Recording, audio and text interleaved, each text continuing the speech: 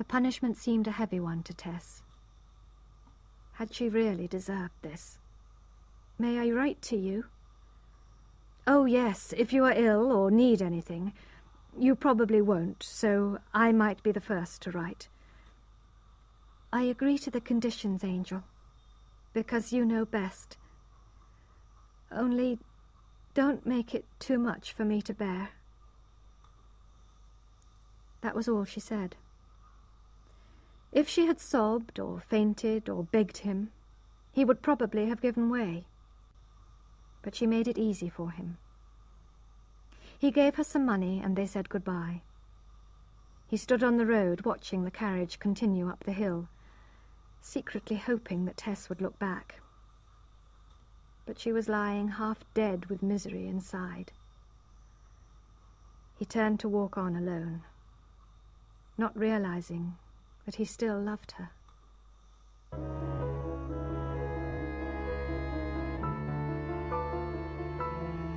Chapter 16.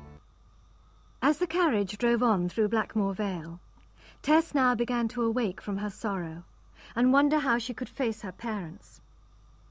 She left the carriage and came into Marlott on foot. When she entered the little cottage, her mother was doing the washing as usual. "Why, Tess!" she cried when she saw her daughter. "I thought you were married. Really married this time." "Yes, Mother, I am." "Then where's your husband?" "Gone away for a time." "Gone away? When were you married, then?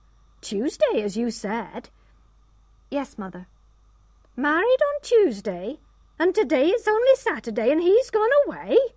What strange husbands you seem to find, Tess." "Mother."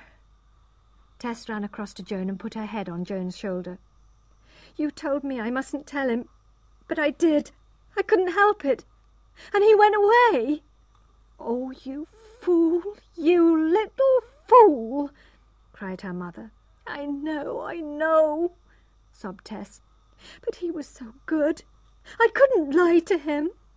And if only you knew how much I loved him and how much I wanted to marry him." "Well, it's too late now," said Mrs. Durbeyfield. "Whatever will your father say? He was very proud of your marriage. He's been telling them at the public house that you'll help his noble family become great again. Oh, there he is now." Tess ran upstairs, but through the thin walls she could hear the whole story being told to Sir John. "People will laugh at me in the village," he said. "Do you think he really did marry her, Joan? Or is it like the first?" Tess could listen no more. Even her own family did not believe her. She could not stay. She gave her mother half the money which Claire had given her, and told her family she was going to join him. And so she left Marlott again, looking for work.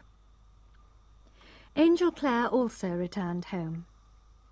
He had spent 3 weeks since his wedding trying to remain calm and continue his studies, but with the disturbing picture of Tess always in his mind. He was beginning to wonder if he had treated her unfairly. She had been so much a part of his plans for the future that he was now thinking of countries where they could farm together. The idea of Brazil attracted him. The countryside, people and habits would be so different. Perhaps they could make a new life there together. So he went back to Emminster to tell his parents his new plan. "But where's your wife, dear Angel?" cried his mother when he arrived. "She's at her mother's for the moment. I've come home in rather a hurry because I've decided to go to Brazil." "Brazil? But they're all Roman Catholics there." "Are they? I hadn't thought of that." But Mr. and Mrs. Clare were even more interested in their son's marriage than in Brazil's religion. "Angel, we do want to meet your wife. We're not in the least angry about this rather hurried wedding. So why haven't you brought her? It seems strange." Angel explained that she would be staying at her mother's while he went to Brazil alone to see if the country was suitable. He planned to bring her to meet his parents before he went there a second time with her. But his mother was disappointed at not seeing Tess. She watched her son as he ate and asked questions. "Is she very pretty?" "She certainly is." "And a maiden, of course." "Of course." "I imagine you were her first love." "Exactly." His father asked no questions, but when the moment for evening prayers arrived, he chose a passage from the Bible. "This passage is very suitable as you are here, Angel. It is in praise of a pure wife. We shall all think of her as your father reads it," added his mother. As they listened to the ancient, beautiful words, Angel felt like crying. His mother said, "You see, Angel, the perfect woman, the Bible tells us, is a working woman. Not a fine lady, a girl just like your wife. A girl who uses her hands and heart and head for others. I wish I could have met her, Angel. As she is pure, she is fine enough for me." Clare's eyes were full of tears. He quickly said good night and went to his room. His mother followed and stood at his door, looking anxiously at him. "Angel, why are you going away so soon? Have you quarrelled with your wife in these 3 weeks? Angel, is she a woman with a past?" The mother's instinct had found the cause of her son's worries. "She is totally pure," he replied, and felt that he had to tell that lie, even if he went to hell there and then for it. "Then never mind the rest. There are few better things in nature than a pure country girl."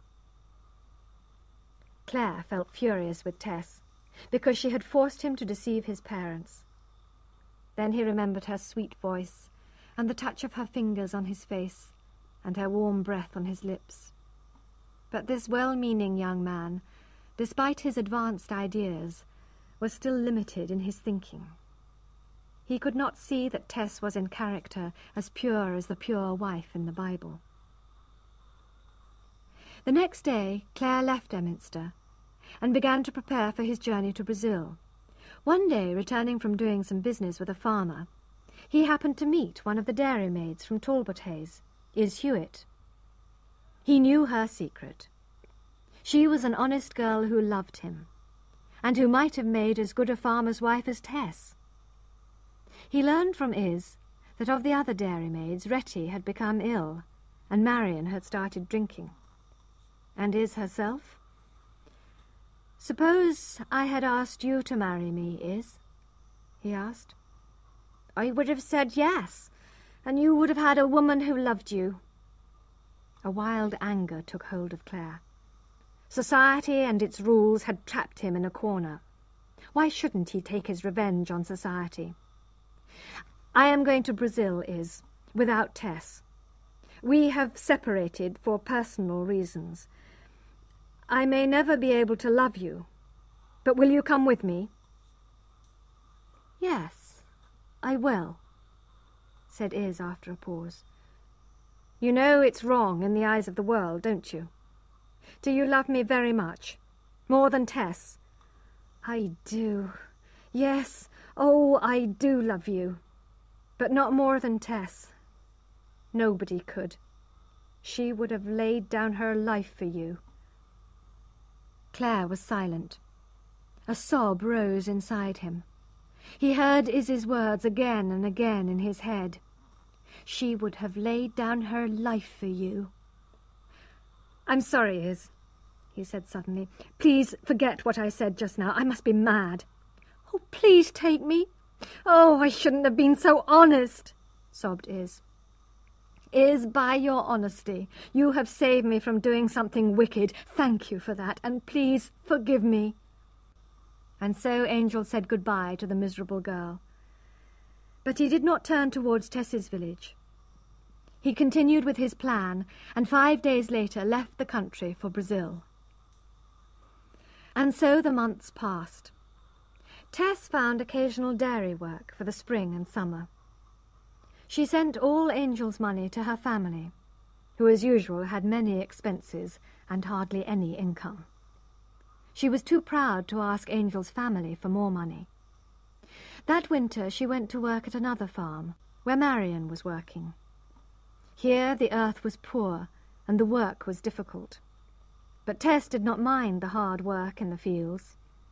As she and Marion dug out the vegetables in the pouring rain, they talked of Talbotays, and of the sunny green fields, and of Angel Clare. Tess did not tell Marion everything, so Marion could not understand why the couple were apart. They wrote to Iz, asking her to join them if she had no other work. It was the coldest winter for years, but Tess and Marion had to go on working in the snow. Tess realized that the farmer was the same Trantridge man who had recognized her in the market town and had been knocked down by Angel. He made her work twice as hard as the others. When Iz came, Tess saw her whispering to Marion. Tess had a feeling it was important. "Is it about my husband?" she asked Marion later. "Well, yes. Iz said I shouldn't tell, but he asked her to run away to Brazil with him." Tess's face went as white as the snow on the ground. "What happened?" "He changed his mind, but he was going to take her." Tess burst out crying. "I must write to him. It's my fault. I shouldn't have left it to him. He said I could write to him. I've been neglecting him." But in the evening, in her room, she could not finish her letter to him. She looked at her wedding ring, which she wore round her neck in the day, and kept on her finger all night.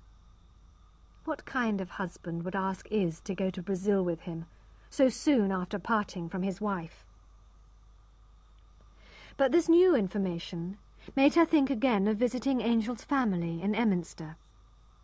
She wanted to know why he had not written to her. She could meet his parents, who would surely be kind to her in her loneliness. So she decided to walk there from the farm at Flintcomb Ash on a Sunday, her only free day. It was 15 miles each way. She dressed in her best, encouraged by Marion and Iz, who sent her on her way at 4 o'clock in the morning. The girls sincerely loved Tess and wished for her happiness. It was a year since her wedding, and on that bright, cold morning her unspoken hope was to win over her husband's family, and so persuade him back to her. Although she started cheerfully, she began to lose her courage as she approached Emminster. The church looked forbidding. Perhaps the rather strict parson would not approve of her travelling so far on a Sunday. But she had to go on. She took off her thick walking boots and hid them behind a tree, changing into her pretty shoes. She would collect the boots on the way out of town. She took a deep breath and rang the bell at the parson's house. Nobody answered. She tried again. Silence. It was almost with relief that she turned and walked away. Then she suddenly remembered that they must all be at church. So she waited in a quiet part of the street until people began to stream out of church. She immediately recognized Angel's brothers and even overheard some of their conversation. "Poor Angel," one of them said. "There's that nice girl, Mercy Chant. Why on earth didn't he marry her instead of rushing into marriage with a dairymaid?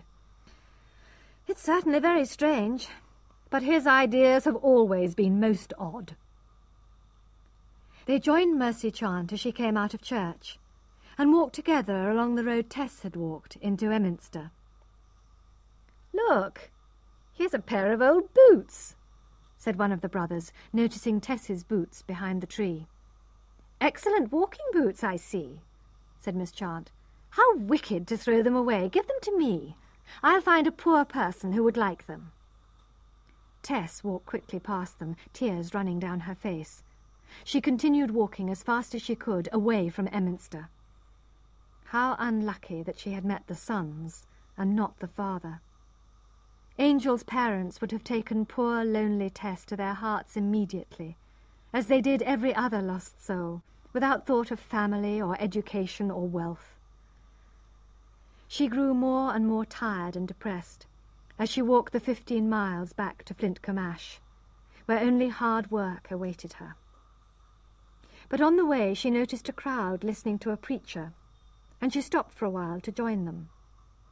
The preacher was describing with enthusiasm how he had been wicked for years, and how a certain parson had pointed it out to him. This had gradually turned him from wickedness. But Tess was more shocked by the voice than the words. She moved round behind the crowd to look at his face. As the afternoon sun shone full on him, she recognized Alec d'Urberville.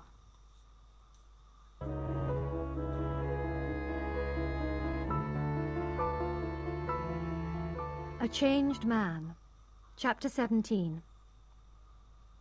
This was the first time she had seen or heard of d'Urberville since she had left Trantridge, and although he stood there openly as a preacher, as a religious man, she still felt afraid of him. He had changed his clothes, his hair, his moustache, and his expression. But could she really believe that he had changed his most secret thoughts and beliefs? As soon as she recovered from her surprise, she moved away so that he would not notice her. But he suddenly caught sight of her, and the effect on him was electric. His enthusiasm faded, his voice hesitated, his lips trembled, his eyes dropped in confusion. Tess walked rapidly away along the road. However, as she walked, she felt he must be looking at her back as she walked away. And now she knew she could never escape the past as she had hoped. Reminders of her past would surround her until she died. As she walked uphill, she heard footsteps behind her, and turning saw that it was the one person in the whole world she did not want to meet this side of the grave. "Tess," he said, "I'm Alec d'Urberville." "I see you are," she said coldly. They walked on together. "You may wonder why I'm following you. Well, I feel you are the person I would most like to save from hell, so I have come to do that." "Have you saved yourself?" Tess asked bitterly. "God has done it all, not me. I must tell you how I came to believe in him. Have you ever heard of the parson of Emminster, old Mr. Clare? A very strict, sincere man." "I have," said Tess. "Well, he came to Trantridge once, and tried to show me how wicked my life was. I insulted him at the time, but later my mother died, and somehow I began to think about what old Mr. Clare said. Since then, my one desire has been to help others to understand God too." "Don't go on," cried Tess. "I can't believe in such a sudden change. I almost hate you for talking to me like this, when you know how you've ruined my life. You enjoy yourself for a while, and then you make sure of your place in heaven." As she spoke, she looked him full in the face with her great beautiful eyes. "Don't look at me like that," said Alec. "Your eyes remind me of... well, women's faces have too much power over me. Don't look at me. It might be dangerous for you." Eventually they came to a crossroads, where a strange stone stood. It was a lonely, unfriendly place, where people did not like to stay for long. Alec stopped here. "I must go to the right here. I'm preaching at 6 this evening. Tell me, how has your life been since we last met?" Tess told him about the baby. Alec was shocked. "You should have told me. But before we part, come, put your hand on this stone. It was once a holy cross. I'm afraid of your power over me. Swear on the cross that you will never tempt me into wickedness." "Good God! How can you ask such an unnecessary thing? I don't want to see you ever again." "No, but swear it." Tess placed her hand on the stone and swore. "I shall pray for you," called Alec as he walked away. "Who knows? We may meet again." Tess went on her way feeling upset, and soon met a man on the road. He told her that the cross was not religious, but marked the place where a criminal was put to death and buried. Trembling a little at this information, she finally arrived at Flintcomb Ash. One day the following week, when Tess was working in the fields as usual, Alec d'Urberville came to see her. He explained to her that he intended to sell his land at Trantridge and go to help poor people in Africa. "Will you help me put right the wicked thing I did to you? Will you be my wife?" "Oh, no, sir!" she cried, horrified. "Why not?" Disappointment was visible in his face. It was not only duty which pushed him to make this offer, but also his old passion for her. "You know I don't love you," answered Tess. "In fact, I love somebody else." "Perhaps that is only a passing feeling." "No." "Yes. Why not? You must tell me." "Well, then, I have married him." "Ah!" he cried, and looked hard at her. "It's a secret here," she begged. "Please don't tell anybody." "Who is he?" asked d'Urberville. "Where is he? Why isn't he here to look after you? What sort of husband can he be, leaving you to work like this?" "Don't ask!" cried Tess, her eyes flashing. "Your eyes," whispered Alec. "I thought I no longer felt anything for you. But when I look into your eyes—" He took her hand. She pulled it quickly away. "Go now. Please, in the name of your new religion, go. Respect me and my husband." "Don't worry. I can control myself. I just hoped that our marriage would take away the bad in both of us. But that plan is no good now." He walked slowly away, his head bent in thought. The farmer approached at that moment, and was angry with Tess for wasting time talking to a stranger. Tess preferred hard words from this man of stone to sweet ones from Alec d'Urberville. For a moment, however, she imagined escaping from her present hard life by marrying Alec, but rejected it immediately. At home that night, she began a letter to Claire, telling him of her great love for him. Reading between the lines, he would have seen her secret fear for the future. But again she could not finish the letter, thinking of his offer to Iz, and so he never received it. On a Sunday in February, she was eating her lunch in the cottage where she lived, when d'Urberville knocked at the door. He rushed in and threw himself into a chair. "Tess!" he cried desperately. "I can't help it. I can't stop thinking of you. Pray for me, Tess." Tess did not pity him. "I cannot, because I don't believe God would change his plans just because I asked him." "Who told you that?" "My husband." "Ah, your dear husband. Tell me what he believes." Tess explained, as clearly as she could remember, Angel's beliefs. Alec watched her closely. "The fact is, you just believe whatever he says. That's just like you women." "Ah, that's because he knows everything," Tess replied with enthusiasm. "What is good enough for him is good enough for me." Interesting," murmured d'Urberville. "Perhaps he understands religion better than old Mr. Clare. Perhaps he's right not to attach too much importance to the Bible and to fixed ideas. Perhaps I was wrong to become a preacher. Today I shall be preaching at 2:30, and here I am. My passion for you was too strong for me."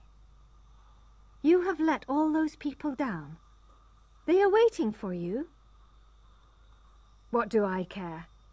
You are the one woman I have always wanted. Why have you tempted me away from religion? I can't resist you."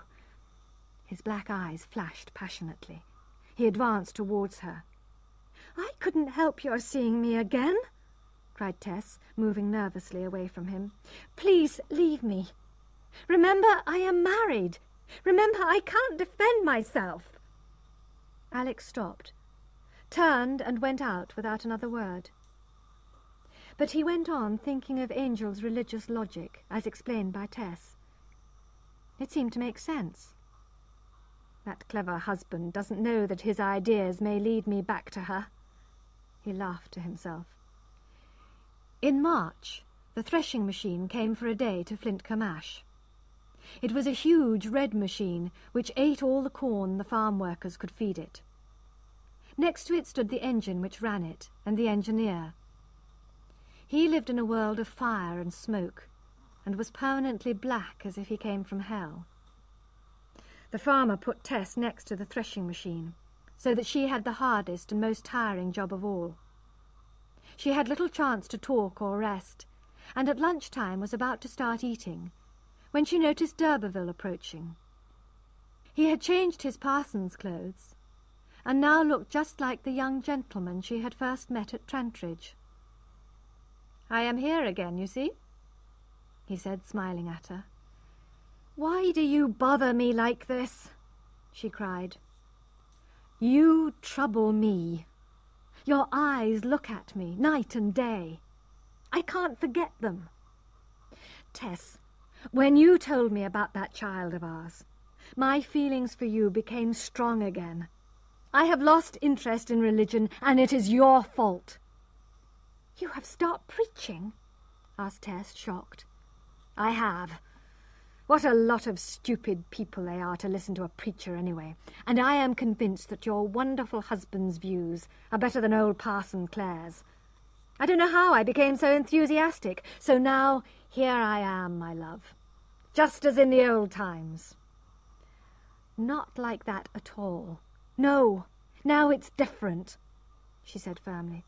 "Oh, why couldn't you stay religious?" "Because you've explained your husband's ideas so well to me that I accept them. But seriously, Tess, you need help. I am here, and this husband of yours is not. Come with me. My carriage is waiting the other side of the field. You have tempted me, now share my life forever." He put an arm round her waist. Tess was red with anger, but said nothing. She picked up a heavy leather glove and hit him in the face with it. It was an action which her ancestors must have often practised. Alec jumped up and wiped the blood from his mouth. "Remember one thing," he said angrily, only just controlling himself as he held her by the shoulders. "Remember, my lady, if you are any man's wife, you are mine. I will have you again. I'll come back for an answer later on." So he left, and the farm workers started the afternoon's threshing. It went on until the evening, as the work had to be finished that day. Tess became more and more exhausted, and was near to fainting when they finally stopped. Alec d'Urberville, who had been waiting for this moment, appeared at her side. "You are so weak," he said, holding her arm. "I've told the farmer he should not use women for work with a threshing machine. It's too hard. I'll walk home with you." "Oh, yes, please do," murmured Tess, too tired to be afraid of him. "You are kind sometimes, and at least you wanted to put right the wrong by offering to marry me." "If I can't marry you, at least I can help you. I have finished with religion, but you must trust me. I have enough money to help your family and make them comfortable." "Have you seen them lately?" asked Tess quickly. "God knows they need help, but no, I can take nothing from you, either for them or for me. Please, leave me alone." As soon as she reached her room, she wrote a passionate letter to Angel. "My own husband, I must call you that. I must ask you for help. I have no one else. I am so open to temptation, Angel. I cannot tell you who it is. Can't you come to me now, before anything terrible happens? I know you are far away, but I need help. I know I deserve the punishment you gave me, but please, Angel, please be kind to me. If you would come, I could die in your arms. I live only for you. Don't think I shall be bitter because you left me. I am so lonely without you, my darling. Haven't you ever felt one little bit of your love for me at the dairy? I am the same woman you fell in love with then. The very same. As soon as I met you, the past was dead for me. Can't you see this? How silly I was to trust that you would always love me. I ought to have known I couldn't be so lucky. People say I am still rather pretty, Angel, but I don't care about my looks because you are not here. If you won't come to me, could I come to you? I'm so worried. I'm afraid I may fall into some wicked trap. Save me from what threatens me. Your faithful, heartbroken Tess.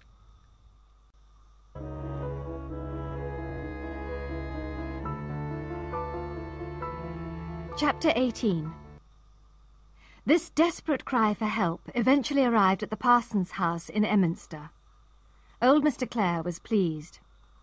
"I think this letter is from Angel's wife. I hope this will bring him home more quickly. He did say he was planning to come home next month." "Dear boy, I hope he will get home safely," murmured Mrs. Clare. "I still feel he should have gone to university like the other two. He should have had the same chance as them, church or no church." This was the only complaint she ever made to her husband. He too was worried that he had been unfair to Angel. They blamed themselves for this unfortunate marriage. If Angel had studied at Cambridge, he would never have become a farmer and married a country girl. Still, his more recent letters showed that Angel was planning to come home to fetch her. So perhaps their quarrel, whatever it was, could be settled. Angel himself was at this moment riding across Brazil towards the coast. He had never completely recovered from the serious illness he had had when he first arrived. He was not as strong as before, and looked much older. The country had been a disappointment to him. Many farmers had come here from England, hoping to make their fortune, and had died in the fields or on the roads. He knew now he could not farm here. His attitude to life had changed during this time. He began to look again at what was right and wrong. He began to see that a person should be judged not only on what he has done, but also on what he wanted to do. He began to think that he had perhaps been unfair to Tess, and he thought about her with growing affection. He wondered why she had not written. He forgot that he had told her not to write first. He did not realize that she was obeying his orders exactly, although it was breaking her heart. On his journey, he travelled with another Englishman. They were both depressed, and both told each other their problems. The stranger was older and more experienced than Angel. He had a different, more open approach to life. He told Angel clearly that he was wrong in parting from Tess. The next day they got wet in a thunderstorm. The stranger fell ill and died a few days later. Death came as no surprise in that unfriendly land. Clare buried him and continued his journey. The man's words were somehow given greater importance by his unexpected death, and suddenly Clare felt ashamed. Tess had committed no crime. He should believe in her character, and not object to a past action she could not avoid. He remembered the words of Is Hewitt. "She would have laid down her life for you." No woman could do more. How she had looked at him on their wedding day, as if he were a god. And during that terrible evening by the fireside, when she told him her story, how desperately sad she had been to realize he might not love her any more. Meanwhile, Tess was not hopeful that Angel would come in answer to her letter. The past had not changed. so he might not change either. Nevertheless, she spent her spare time preparing for his possible return, practicing singing the songs he used to like, tears rolling down her cheeks all the while. One evening she was in the cottage as usual, when there was a knock at the door. A tall, thin girl came in, and Tess recognised her young sister, Liza Lou. "Liza Lou," said Tess. "What's the matter?" "Mother is very ill," her sister said seriously. "And Father is not well either, and says a man of such noble family shouldn't have to work, so we don't know what to do." Tess thought for a moment. She realised she had to go home immediately, although her time was not yet up at the farm. She left her sister to rest for a while, and she herself set off at once with her possessions in a basket. Although it was night, and she had a 15-mile walk, she felt quite safe. She was only worried about her mother, and did not notice the strange shapes of trees and hedges in the darkness. At 3 in the morning, she passed the field where she had first seen Angel Clare, and felt again the disappointment when he did not dance with her. And when she saw the family cottage, it seemed to be part of her body and life, as it always did. She found her mother recovering from her illness, and took over as head of the household. Her father did not seem ill, and had a new plan for earning money. "I'm going to find all the historians round here," he said, "and get them to pay money to keep me going. After all, they pay to look after old ruins, and I'm of historical interest. I think they'll be pleased to do it." Tess did not have time to answer. She nursed her mother, fed the children, and worked in the garden, planting vegetables for next year. She enjoyed working outside among her neighbours. One evening, when it was almost dark, she was digging happily in the vegetable garden, some distance from the cottage. It was a clear, fresh night, with smoke blowing about from small fires in the gardens. Suddenly she saw a man's face in the light of a fire. It was d'Urberville. She gasped and stepped back, her face pale. "What are you doing here?" "My dear Tess, I just want to help you, to see you." "Have you finished at that farm?" "Yes, I have." "Where are you going next? To join your dear husband?" "Oh, I don't know," she said bitterly. "I have no husband." "That is quite true in one way, but you have a true friend. When you go back to your cottage, you'll see what I've done for you." "Oh, Alec, I wish you wouldn't give me anything. I have enough. I just don't want to live at all." Her tears fell as she started digging again. When she looked round, d'Urberville had left. On her way back, one of her sisters rushed towards her, shouting, "Tess! Tess, Mother is much better, but Father is dead." "But Father was only a little bit ill," said Tess, trying to take in the news. "He dropped down just now, and the doctor said there was no hope for him because it's his heart." Poor John Durbeyfield's death had more importance than his family realised at first. The cottage was in his name. On his death, the farmer who owned it decided to put farm workers in it and told the Durbeyfields to leave. They were not much respected in the village because of John's laziness. Tess also felt guilty that her presence might have influenced the farmer. The village people clearly thought she was not a good example for their children. So, on Lady Day, the Durbeyfields had to leave their old home.